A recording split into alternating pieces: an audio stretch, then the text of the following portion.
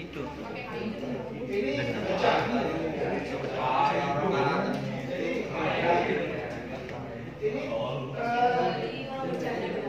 Ini baru dibangun baru selesai 2004 ya. Jadi sebelumnya di sini cukup tinggi nih. Jadi kalau jalan di atasnya ini terasa sekali airnya di bawah ini 100 meter di bawah ya. Jadi kecil sekali ini ya. Aliran airnya sih nggak besar, kecil ya. Karena selisih tingginya sama 100 meter ya. Jadi dihubungkan dengan jembatan ini. Ya. Ini karena sudah tua, kemudian dibuat ini jembatan baru ini yang sudah belum lama di tahun 2004 ya, diresmikan ini yang baru. Ya, jadi kalau yang lama ini karena dulu sudah mulai banyak yang karat, kemudian baut-bautnya sudah banyak yang kendor kan, sehingga mengkhawatirkan kalau ada sesuatu di sini tuh dalamnya 100 meter kan lumayan kan kalau ini. Nah, ini tantangan kalau yang di Bandung itu memang ini perawatan bajanya ini yang mesti harus benar-benar diperhatikan. Jadi nggak boleh ada yang bautnya yang kocak, yang karat gitu ya. Lebih mudah kalau jembatan beton ya. Kalau jembatan beton kan bebas perawatan ya, begitu dibangun sudah mungkin sampai 50 tahun nggak ada perawatan, paling pengecekan aja kan supaya kelihatan bagus ya. Tapi kalau baja ya, ini begitu pengecamannya terlambat ya, perawatan bautnya terlambat, ini karatan atau ada yang kocak ini juga bisa membahayakan ini konstruksi di atasnya. Ya, contohnya yang kan di jembatan Kutai Kartanegara itu kan gara-gara perawatan ya, roboh ya. Nah ini sampai tahun 2004 kan masih digunakan ini. Ya, jadi heritage sebetulnya ini tadinya mau dipertahankan. Jadi ini kan rangka-rangkanya ya, di atasnya ini baru dikasih bantalan-bantalan, kemudian baru relnya di atasnya ini. Ini sekarang sudah banyak dicuri ya baja-bajanya ini, sehingga sudah ini nggak kelihatan hilang, tinggal ininya aja kan, relnya hilang, bantalan hilang. Nah ini sudah didesain untuk jalur ganja kalau yang ini. Ya kalau ini dulu kan masih single track ya. Jadi jembatan Cisomang ini merupakan jembatan yang tertinggi ya. Dibangun tahun 1894 ya, belum ada yang lain ya. Belum. Panjangnya 230 meter, ketinggiannya 100 meter. Jadi dulu kalau saya lewat di atasnya ini ya, aku juga merinding juga ya. Tapi kan kalau orang jalan harus bisa lewat di sini. Jadi harus di sini kan kalau ada kereta kita harus minggir ya. Jadi ada bordesnya itu tiap 3 meter ya, kanan kiri gitu. Jadi kalau ada kereta kita harus lari ke situ. Ini kalau orang-orang sekitar ya ini sudah terbiasa ya. Jadi jembatan itu selain itu untuk kepentingan jalur kereta api, ini juga membantu masyarakat sekitar untuk ini tidak terisolir ya. Jadi jembatan ini atasnya kan untuk kereta api, bawahnya ini untuk yang berjalan kaki. Jadi di bawahnya ini ada papan-papan untuk orang jalan. Jadi dia nggak lewat di atas sini, tapi lewat di bawahnya ya. Kalau yang di mana Cikupang, jembatan Cikupang itu di daerah Ciamis ya, itu bawahnya jalan raya, kendaraan yang mobil, atasnya kereta api. Jadi menyatu. Tapi hanya kendaraan kecil ya, hanya mobil-mobil sedan, kemudian mobil pickup gitu ya. Kalau truk nggak boleh lewat di situ ya. Jadi di jembatan Cikupang itu di daerah Ciamis itu antara ini, saya nggak ada fotonya ya. antara apa namanya kereta api dengan jalan raya barengan di situ atas kereta api, jadi sama-sama searah, bukan crossing ya, bukan memotong, tapi sama-sama berjalannya searah. Apa sih kurang patah? Ini modasi depannya zaman dulu ya, 3 meter lebih di kedalaman tanah ya.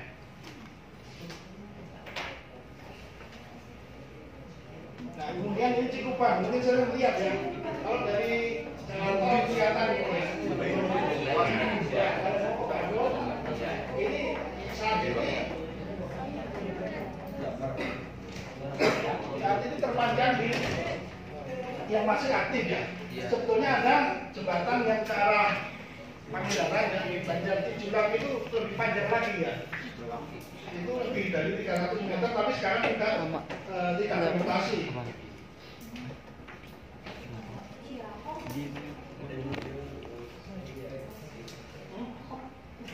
Cirahom yang mana? Kamu sorry, saya tadi bilang Cikupa ya. Cirahom.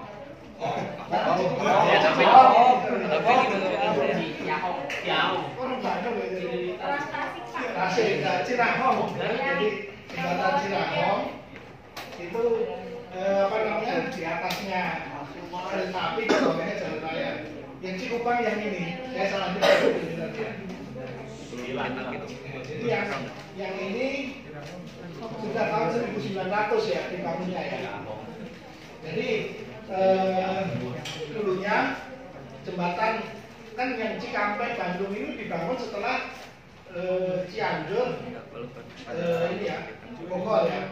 Jadi awalnya kan Bogor, Cianjur, Padalarang, Bandung ya. Kemudian dibangun ini untuk memperpendek jarak ya. Untuk memperpendek jarak itu dibangun Cikampek ke Bandung ya. Sehingga dibuat jembatan ini, Cikupang ini ya. Jadi panjangnya adalah 300 meter. Ya. Kalau yang tinggi-tinggi itu ada di daerah di Bandung, kemudian di Jember itu ada jembatan Merawan di depan terowongan ini ya, terowongan Merawan. Itu juga cukup panjang sampai seperti ini. Ya. Jadi ini di atas sungai, ya, Cikupang sepanjang 300 meter. Jadi ini kelihatan kalau dari jalan raya ya. Dari ya,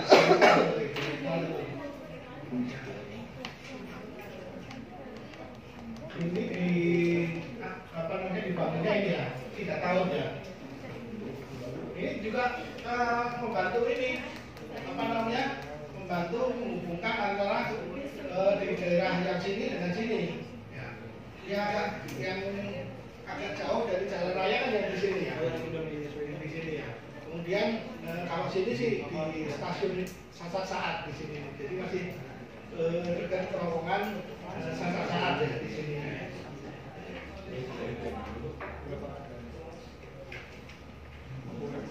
Nah yang apa namanya, kalau dari sini ke sini ini biasanya orang lewat atas ini karena di bawahnya tidak ada ini, tidak ada seperti di Somang ya, bukan bisa jalan kaki di bawahnya. Cisomang itu juga mulai rusak setelah yang untuk pejalan kaki itu motor-motor lewat di situ. Harusnya kan hanya pejalan kaki ya, tapi terus motor lewat itu ya, cepat rusak akhirnya itu. Jadi karena tadi ini kan cukup dalam juga ya ininya ya. Iya nanti ada lembahnya ini ya di bawahnya ya. Kemudian yang sekarang masih belum ini ya, belum jalan adalah belum operasi lagi itu antara Bogor dari Cianjur ke Padalarang ya. Jadi Cianjur Padalarang itu masih ada satu jembatan juga yang sering longsor ya, kelihatan itu di pinggir jalan ya, di daerah apa namanya Cilaku ya kalau nggak salah. Itu sampai sekarang masih belum beroperasi itu antara Cianjur sampai Padalarang ya. Jadi sebenarnya peran dari kereta api ini untuk menghubungkan daerah-daerah terpencil ya ini cukup besar ya, terutama kalau dari Cianjur ke Sukabumi ya, ini ada beberapa yang dekat terowongan Lampagan itu agak sulit diakses dengan jalan raya ya. Jadi masih hari ini masih ada yang aksesnya susah ke sana ya, sehingga adanya kereta api yang Cianjur Sukabumi itu sangat membantu. Jadi sejarah jembatan kereta api itu antara lain untuk membantu ini juga, membantu dari daerah menghubungkan daerah-daerah yang terpencil ya. Nah, tujuan awalnya itu adalah untuk mengangkut ini kan sebetulnya hasil bumi dari Bandung ke Jakarta ya, yang jembatan tadi ya, Cikupang itu ya. Hasil buminya adalah tina dan teh ya. Dulu tina kan sangat ini ya, sangat diperlukan untuk obat ini malaria ya. Dulu penyakit malaria itu merupakan penyakit yang mungkin seperti demam berdarah ya sekarang ya. Kemudian ditemukan ini obat ini tina ini bisa sehingga malaria sudah tidak menjadi ini lagi, menjadi momok lagi ya. Dulu banyak yang meninggal karena malaria ya. Ini tina itu yuhun ya yang ini ya. Nah kemudian karena jarak dari Bogor ke Sukabumi ini cukup panjang, dibangun tadi jembatan Cikupang ya. Ini kan Jakarta Cikampek 81 km ya. Kemudian Cikampek ke Purwakarta hanya 19 ya. Sehingga hanya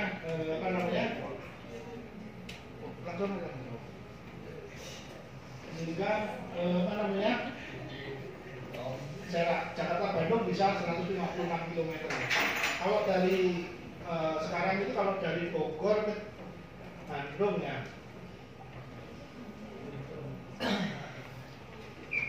total jarak Jakarta Bandung melalui Cikampek 100. Bogor ke Bandung itu, Bogor itu kan 0 ya, Bandung 156. Berarti Bogor ke Bandung aja 156 km ya. Belum dari Jakarta ke Bogor berapa kilo itu? 35. 3 lebih ya. 50-an ya. 70. Iya, makanya kan berarti jauh lebih panjang ya. Kalau ini kan hanya 156 kilo dari lewat Cikampek ya, makanya dibangun itu. Dan di sini Sukabumi ini ya, yang lewat Sukabumi, Bogor Sukabumi ya, ini sering longsor ya, jadi labil. Kemarin yang ke mana? Cigombong ya, Cigombong itu kan sering longsor itu. Kemarin juga longsor kan, setelah sana apa sebelum kesana ya, longsor lagi gitu ya. Jadi di Cigombong longsor sampai relnya juga menggantung ya, jadi terbungkus di bawahnya. Nah kemudian regulasi yang terkait itu adalah ini sama ya, secara umum adalah Undang-Undang Nomor 23 tahun 2007 ya, tentang perkeretaapian. Kemudian untuk mendukung ini Undang-Undang 23 ini PP yang dipakai adalah PP 56 tahun 2009 ya. Jadi ini PP tentang ini yang mendukung ini Undang-Undang 23 ya. Nah kemudian ada Peraturan Menteri ya, Nomor 28 tahun 2011 ini tentang detail mengenai persyaratan teknis jalur kereta api. Di sini ada ketentuan mengenai jembatan dan terowongan. Sekarang saya menyebut ke ini jembatan di kereta api ya. Jadi jembatan ini adalah salah satu dari bangunan lingkar.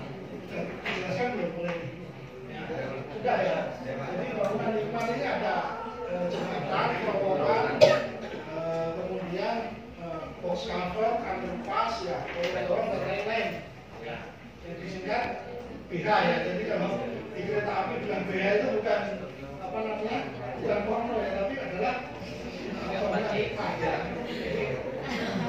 Bangunan hikmah adalah bangunan sipil prasarana kereta api yang meneruskan ya, lintasan kereta api karena terhalang oleh gunung, sungai, kan gitu ya, lembah, kawah. Jadi kalau tadi terhalang oleh gunung dibuat terowongan ya. Jadi terowongan ini juga termasuk BH ada nomor ini ya, nomor BH-nya. Ya, kemudian sungai itu jembatan ya, enggak itu jembatan ngarai. Kemudian saluran terbuka ya, jadi saluran terbuka yang memotong ini jalur kereta api ini juga termasuk bangunan hikmat ya. Ya, unsur-unsurnya untuk bangunan hikmat ini, nah ini yang di kereta api ya. Yang ini total yang masih aktif ini ya. Jadi semuanya 4.400 ini yang super structure-nya ya. 6.222 itu terdiri dari jembatan baja ya 4.436, kemudian jembatan beton 1.726. Nah, kalau baja dihitungnya kan kilogram ya, jadi beratnya sekian, kemudian panjangnya 55 kilo ya totalnya ya. Kemudian kalau ini 8 kilo jembatan beton, masih jauh lebih kecil dibandingkan tadi ya, yang ini ya, jembatan Cina tadi ya. Kemudian bangunan bawahnya, nah ini bedanya pangkal sama pilar ya. Jadi kalau pangkal itu yang di ujung-ujung, yang mendukung ini, kalau pilar yang di tengah ya, di antara pangkal itu. Jadi ada 7.982 pangkal ya. Karena kadang-kadang kan kalau pendek kan cukup pangkal dan pangkal ya, tidak perlu pilar ya. Nah kemudian yang banyak adalah jembatan baja di kita ya. 72% adalah jembatan baja dan 28% jembatan beton. Ya. Jadi mayoritas ya dominan adalah jembatan baja. Makanya perawatan bajanya harus bagus. Padahal kalau mau ini maintenance free ya, ini jembatan beton lebih bagus. Nah, yang baru-baru biasanya sudah desainnya dengan jembatan beton. Ini jembatan beton ini kan tidak bisa untuk bentang yang sangat panjang ya, karena berat sendiri dari beton itu sudah berat ya, beban matinya sendiri juga cukup besar. Nah kemudian ada yang kecil ya, yang kecil itu antara lain ikut gorong-gorong, wicker, open door light, kemudian box cover, sifon ya. Sifon ini adalah yang menghubungkan ini antara kanan, yang punya berangkai ya, antara kanan dan kiri rel, tapi dia lewat ke bawah, jadi seperti bentuk huruf C ya.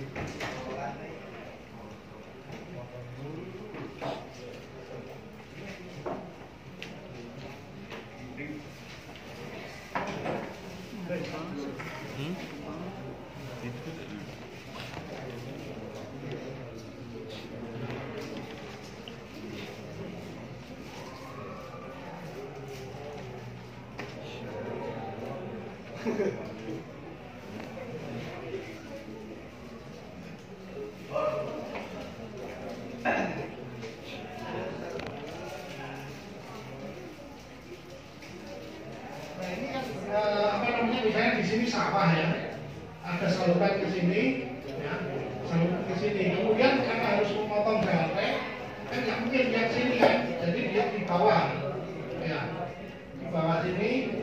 Nah, kemudian sambung sana. Ya. Jadi air itu mengalir dari sini, kemudian ke sini, ya, ke sini, naik lagi. Nah ini namanya sifon ya. Ini karena bentuknya seperti huruf C ya. Sebenarnya aslinya kan ini sifon ya. Jadi seperti telepon itu loh. Ya, bentuknya kan gini ya. Makanya disebut sifon. Nah sifon ini harus untuk air yang selalu mengalir dia. Untuk misalnya PDAM ya. Jadi yang air yang selalu mengalir, karena kalau dia nggak air mengalir dia nggak akan kuat di sana kan. Naik kalau misalnya untuk hanya air hujan dia akan berhenti di sini akan terjadi pengendapan kan, sedimentasi. Makanya untuk air yang selalu mengalir untuk pengairan, kemudian untuk PDAM, tapi tidak bisa untuk saluran drainase ya. Jadi ini yang sifonnya.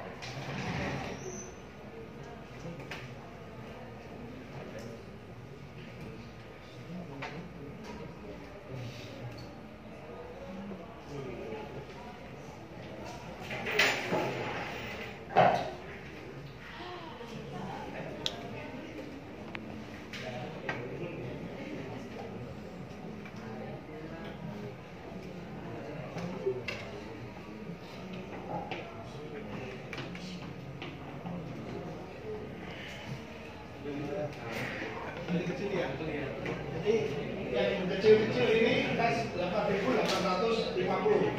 Nah, kemudian secara umum jembatan baja juga digolongkan dari jembatan rasut dan jembatan dinding atau jembatan istimewa. Nanti saya jelaskan mengenai jembatan rasut dan jembatan dinding.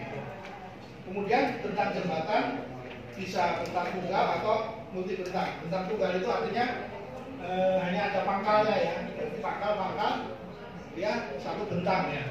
Nah kalau multi bentang itu bisa 2 bentang, bisa 3 bentang ya. Kalau misalnya 50 meter mungkin bisa 10, 15, 10 misalnya gitu ya. Ini multi bentang namanya.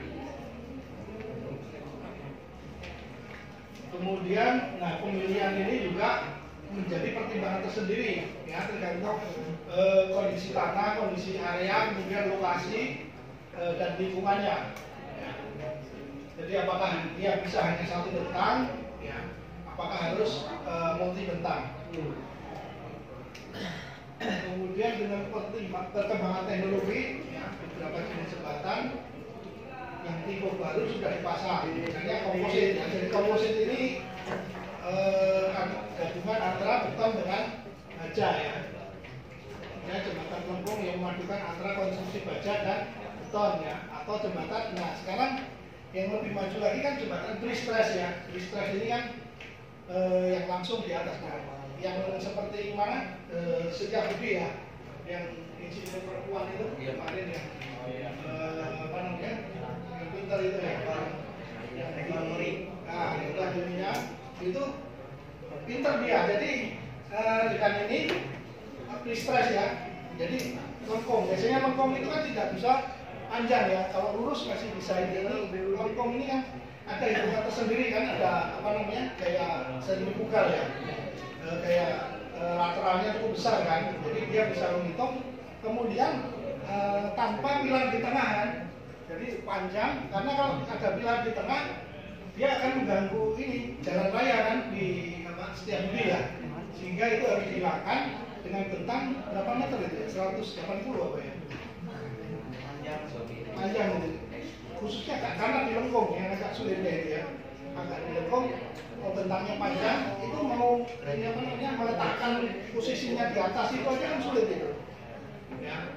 Membawanya aja kalau misalnya 100 meter ya, 100 meter kan volumenya berapa kan ya?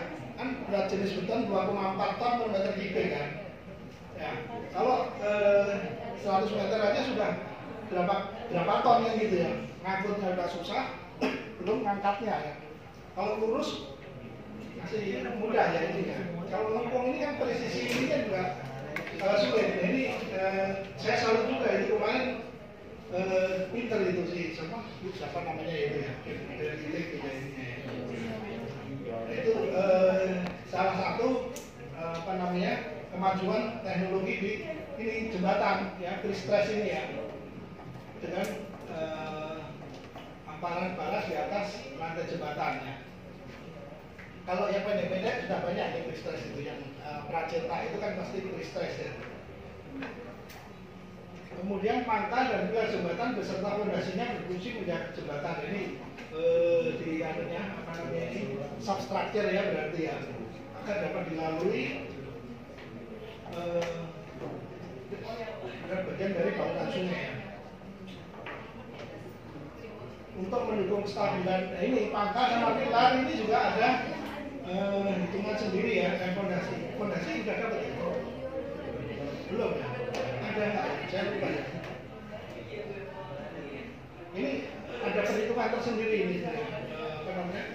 Pangkal, pilar, dan fondasi ini terhadap dia kestabilannya kan. Jadi dia kan selain menerima beban dari atas, dia juga dari samping akan menerima beban ya. Jadi makanya kestabilan ini harus diperhitungkan ini untuk ini pangkal dan pilar dari fondasi ya terhadap kerusakan eksternal karena pengaruh kerusakan sungai belum lagi kalau hidrolika kan dapat ya kerusakan ini kan akan merusak ini ya pangkal atau pilar ya kerusakan sungai ya.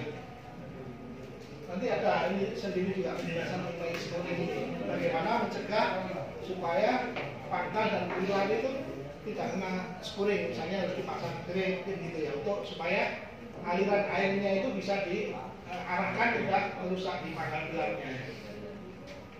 Kita juga punya ini di sini ada lab hidrolika, jadi nanti mungkin ada praktikumnya juga, ini bagus juga. Laboratorium di sini ya, yang sedang dikembangkan adalah hidrolika, kemudian beton, mekanika tanah, pemetaan, kemudian mana dia ada 5, fisika dasar ya. Kalau pemetaan kemarin praktikumnya apa? Belum jadi. Padahal ini belum jadi juga lainnya ya. Tapi alat-alatnya sudah ada ya. Loh, katanya kemarin sudah ada yang bisa nyetel itu. Oh, bukan pasangan ya? Bukan apa namanya posisi ini ya? Nivo. Sudah ya, sudah ya. Dengan ngatur itu ya. Katanya yang dari laut apa udara yang bisa cepat sekali ini ya. Sekian penting itu langsung. Dari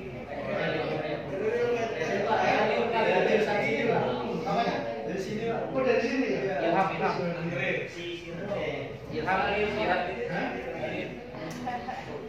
Oh kali ya?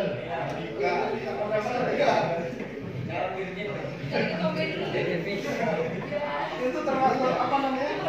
Karena itu keahlian belum tentu ya. Apa namanya dosen itu bisa cepat gitu ya. Feeling juga kan.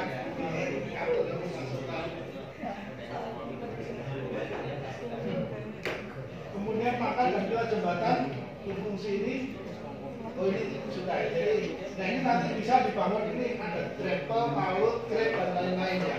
Itu konstruksi ininya untuk menghindari kerusakan pangkal pilar. Nah ini bahkan mengenai bangunan depan ya. Jadi di sini ini ada jembatan, ya, ada terowongan, masuk semua di sini. Ya. Ini batasan pengertian mengenai ini di kereta api ya. Jadi kalau yang apa namanya, yang kereta cepat mungkin sudah nggak pakai istilah ini ya. Mungkin, ya. Jadi ini yang di kereta api ini adalah depan itu ada jembatan kereta api ya, dan bea kecil. Ya. Kemudian yang jembatan kereta api ini ada bangunan atas, ada bangunan bawah. Ya. Bangunan atas ini apa namanya? Bisa jembatan baja, jembatan beton, atau komposit. Ya. Kemudian ada peletakan. Nah, kemudian bangunan bawah. Ya, bangunan bawah ini ada tadi pangkal pilar ya, pangkal atau pilar ya. Kalau pangkal yang di apa namanya di ujung-ujungnya di abdomen, kalau pilar yang di tengah ya. Kemudian fondasi ini masuk ke bagian bawah ya. Nah, fondasi sendiri ada fondasi dangkal, ada fondasi dalam. Ya, fondasi dangkal itu misalnya sumuran dia hanya berapa meter ya, tapi apa namanya bisa persegi, bisa lingkaran. Ya, ini yang dangkal. Kalau yang dalam mungkin pakai tiang pancang, kemudian di atasnya pakai pon terus ini lagi naikkan lagi. Ini yang fondasi dalam. Ini tergantung dari jenis tanahnya ya. Kalau di apa namanya Bandung masih tanahnya kan bagus, mungkin bisa pakai fondasi dangkal. Tapi kalau di Palembang seperti itu ya, Sumatera Selatan, yang daerah rawa, nah ini biasanya pakai fondasi jalan. Nah kemudian yang biaya-biaya kecil ini ada macam-macam ya. Apa namanya? Masuk di sini adalah box cover. Ya. Box cover yang apa namanya persegi ya. Open donut ini untuk yang pendek ya. Open donut itu biasanya hanya 2 meter seperti itu ya. Jadi mungkin hanya cukup dengan baja kecil terus kemudian pakai bantalan langsung ke di atasnya. Jadi open donut untuk yang kecil-kecil ya, 2 meter. Breaker juga untuk kecil. Breaker ini sebenarnya seperti gorong-gorong tapi yang ini bahasa Belanda ya sebenarnya. Jadi di bawah ya ininya ya, tapi tidak bulat ya. Breaker. Kemudian talang air ya, talang air itu ya berarti yang di atas. Ya, jalan rel di bawah, airnya di atas. Ini talang air ya. Ini yang nyebrang juga. Ya, ini termasuk yang kecil terus sifon tadi ya saya ini. Kemudian gorong-gorong. Flyover, ya, flyover ini digolongkannya masih di sini, di kereta api masih digolongkan di termasuk biaya kecil ya. Padahal sekarang kan flyover sudah banyak ya, flyover. Kemudian underpass ya, underpass itu ini hampir sama dengan box cover ya, tapi bentuknya bisa macam-macam fungsinya untuk apa namanya crossing ya. Underpass ini bisa kalau di Manggarai atau Pasar Senen ya. Itu kan ada untuk pejalan kaki ya, itu juga ada pas namanya ya. Pasar Senen, sekarang banyak yang tempat juga ada ya sekarang. Kemudian terowongan ya, nah, terowongan ini masuk di sini juga, beberapa terowongan. Kemudian jembatan penyeberangan ini juga masuk, ya, JPO ya, JPO masuk di sini. Nah, ini apa namanya pengelompokan yang dilakukan di PT Kereta Api.